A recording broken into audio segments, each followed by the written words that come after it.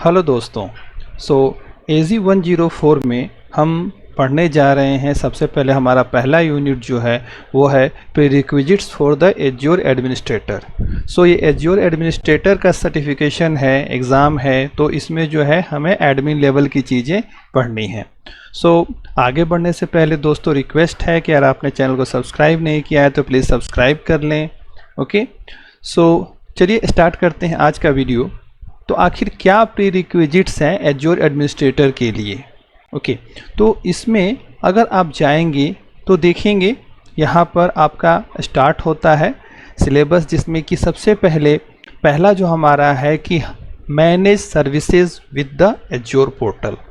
Okay, तो azure portal के through हम कौन कौन सी सर्विसेज और कैसे मैनेज करते हैं ये तो आपने पहले भी देखा है।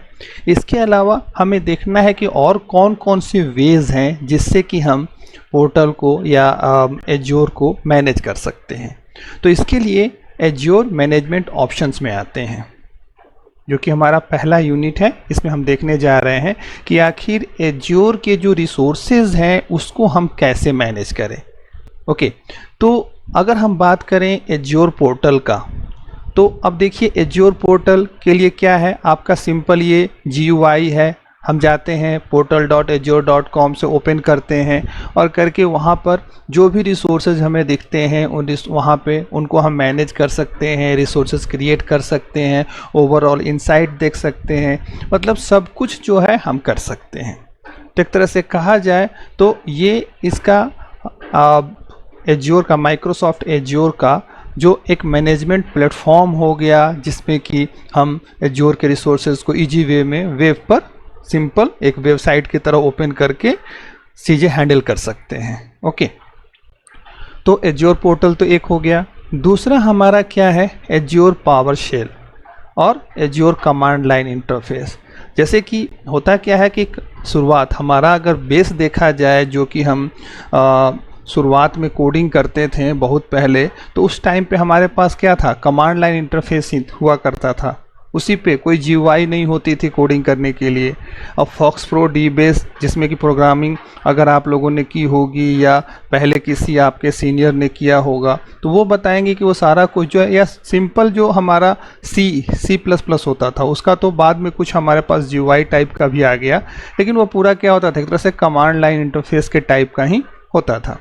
तो अगर आपको उस पे जाना है या पावर शेल स्क्रिप्ट आपको आती है और आप उसके थ्रू मैनेज करना चाहते हैं, तो उसके थ्रू भी आप एज्योर के रिसोर्सेज को क्रिएट करने से लेके मैनेज करने तक का सारा काम कर सकते हैं, बशर्ते कि आपको वो स्क्रिप्ट्स याद होनी चाहिए। अगर याद नहीं है तो वहाँ पे थोड़ी बहुत भी याद है तो आप हेल्प से वहाँ पे आपको सारे कमांड दिख जाते हैं, फिर उन कमांड को कैसे कॉन्फ़िगर करना है ये आपको आना चाहिए। थर्ड वे जो है Azure cloud shell for a web based command line interface. तो एज्योर क्लाउड शेल भी है, पावर शेल की तरह है, क्लाउड शेल है। यहाँ पर भी आप कमांड लिख करके रन कर सकते हैं।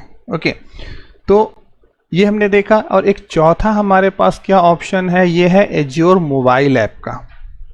तो मोबाइल तो आजकल सबके हाथ में हो सकता है, आप कहीं जा रहे हैं, कहीं पार्टी फंक्शन में जा रहे हैं, तो आपके पास पॉसिबल नहीं है कि आप अपना ऑफिशियल लैपटॉप कैरी करें, या आप कहीं ट्रेवल कर रहे हैं, इतना ज़्यादा पॉसिबल नहीं हो पा रहा कि आप अपना लैपटॉप ओपन कर पाएँ।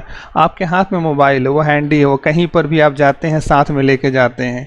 ओके, तो मोबाइल ऐप पर भी आप क्या कर सकते हैं कि डायरेक्ट इंटरफेस ओपन कर सकते हैं। इसका ऐप है, डाउनलोड कीजिए, उस पर आपको पूरा का पूरा GUI के फॉर्म में सारा कुछ मिल जाएगा। वहाँ पे आप सब कुछ देख सकते हैं और जो भी काम आप एज्योर पोर्टल के थ्रू कर रहे हैं वो सब वहाँ से भी आप मैनेज कर सकते हैं।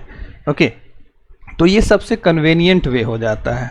बट अब मोबाइल के कीपैड पे टाइप करना, रिसोर्सेज सब सारे क्रिएट करना, वो थोड़ा सा वो हैंडी तो है बट डिफ़िकल्ट होता है।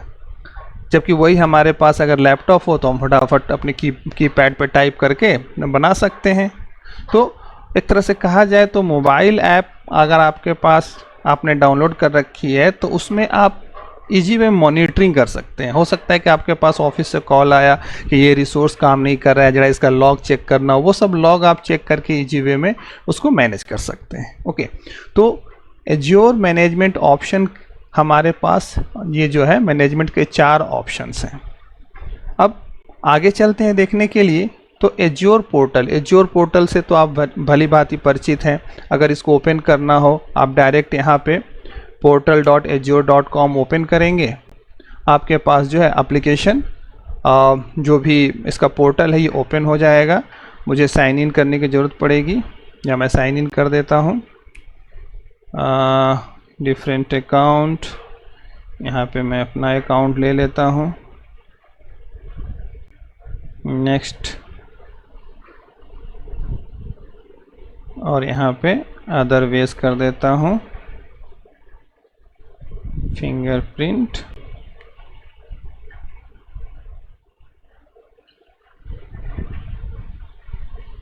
यहाँ पे ओपन हो जाता है। फिर से मैं ओपन कर दूँ, ये मैंने अपना कैशे क्लीन किया था, इस कारण से कुछ इशू आ रहा है, बट आप यहाँ पे देख सकते हैं कि आपका ये पोर्टल ओपन हो गया और इस